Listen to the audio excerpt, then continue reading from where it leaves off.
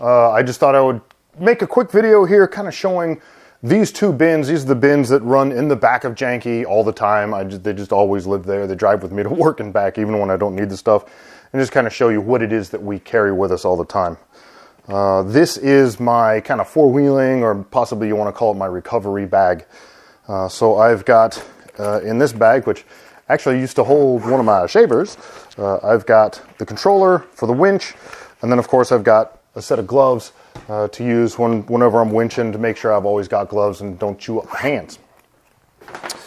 I have a tow strap. This is, I want to say, a 20-foot long tow strap. I don't know that I need a hugely long tow strap because I do have a winch on the truck.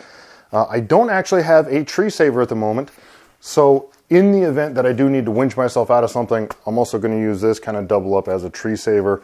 I'm going to have to get one of those one of these days. So obviously the hose, and then this here is a Pittsburgh brand air compressor. This is the Harbor Freight compressor. I've watched a lot of reviews and everyone says that no, this is not as good as an ARB, but it comes pretty close. And this was, I want to say, $70 in store. So it's a great deal. And so far I've used it on two different trips and it has worked fantastic. I also carry a valve core remover. And I've got a whole bunch of valve cores in there just in case you lose one on the trail. This deflates your tires really quickly and it's fairly inexpensive. And that's kind of what we're doing here. At the moment, I just don't have the money to buy, a $100 set of deflators. I did add to this factory, I don't know, springy coiled hose everybody hates. I think everybody hates these things. They're such a pain and they always get tangled up. I'll replace it eventually. I did add to the end of it this little piece here that actually clips onto a valve. Instead of having to screw on every time, you just kind of take the thing, clunk, and you're good to go. That was, I don't know, $6 or something on Amazon for this extra little extension. Completely worth it. Sorry for the sweat, folks. It's South Carolina and I don't have air conditioning in my garage. It's kind of warm today. So in this box, and I only leave it in the shipping box just so it doesn't damage anything else, I have a recovery shackle that plugs into the tow hitch. So you just put this in there, you've got yourself a recovery shackle. I've seen a lot of guys will actually leave it just hanging out the back of the truck. I don't like to do that because I don't want to drag it off the ground or be banging it into things. It doesn't need to be there unless I need to be recovered. So I'd rather it stayed in its happy little whoopee right here and be protected and be safe, not get all banged up. So when I need to use it, I know it'll be useful. I also have another standard shackle, and this claims to have a working load limit of 7 tons, so 14,000 pounds. So this should do me pretty good. I don't yet have any soft shackles, which I would really like to get. They're just kind of expensive, and we're really just kind of getting into this and doing this on a budget. So we got to do the best with what we can do. Handy dandy LED flashlight. It was super cheap. I want to say I paid like $5 for this or something like that. It's not the greatest flashlight in the whole world. But if you're broken down on the side of the trail and you need a little something, it's here and it's always here.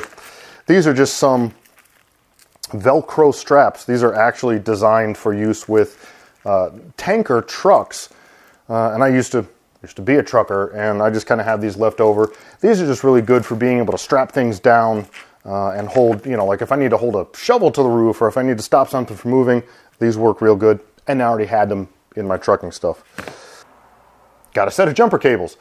Nothing really much to say. These are fairly good quality jumper cables. I want to say they are, I don't think they're 4 gauge, I think they're 8 gauge, but they work real well. And then I also carry with me 3 2-inch wide ratchet straps. These are kind of overkill for most anything you would do, but I've got probably 30 of these things. These are actually the straps that they send in containers when you've got a container ship coming from China. They strap everything down with these, and so I got them for free. These are 30 feet long, so again, really overkill, but they're strong, and I know they're going to work good. In box number 2, I'll just kind of go through everything real quick. Not a lot of it needs a lot of explanation. Generalized first aid kit. There's everything you would expect to find in a very simple first aid kit.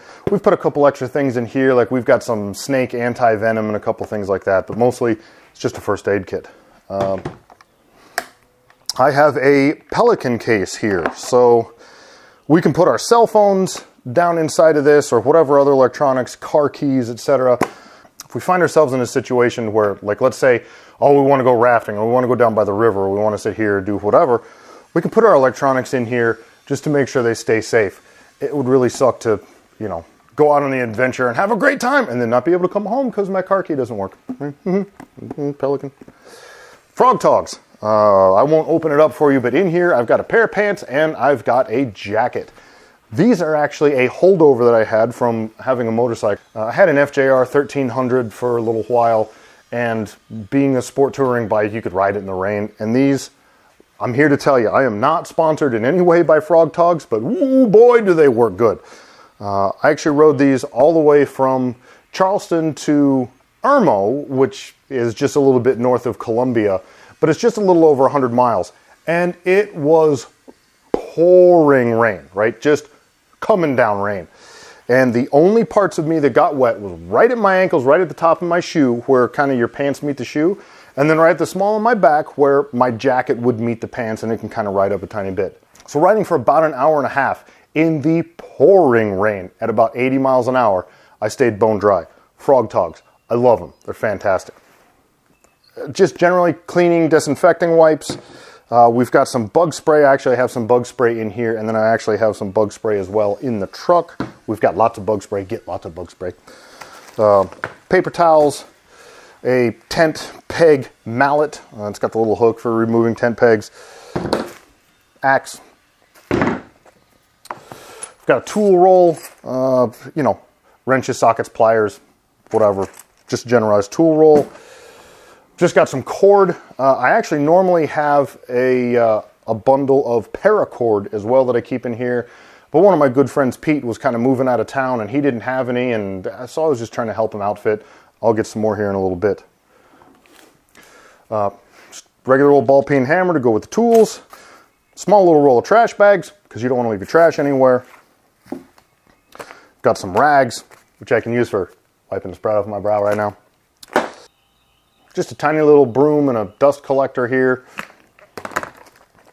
Got some oil, some transmission fluid. I've got some brake fluid. I have an actual Rand McNally. It's a trucker GPS system. This is a GPS system that I was using when running trucks. And I keep this with me just in case, you know, we're off in the boonies somewhere and I don't have the maps downloaded into Gaia for, you know, we changed our direction. We decided to go this way instead of that way. I'm running out of cell signal, whatever, and I can't find my way. So I keep this GPS with me just in case I need it. Haven't needed it yet, but it's always good to have. Here I have this silly zombie sword that somebody left at my house once when they moved out. Really, I just kind of keep it in case we're out in the boonies and we need to chop down. You know, I can use it like a machete to kind of get through some grass or whatever I need to. It's not really that sharp. Not sure it's much for good of anything at all, but it doesn't take up much room, so zombie sword.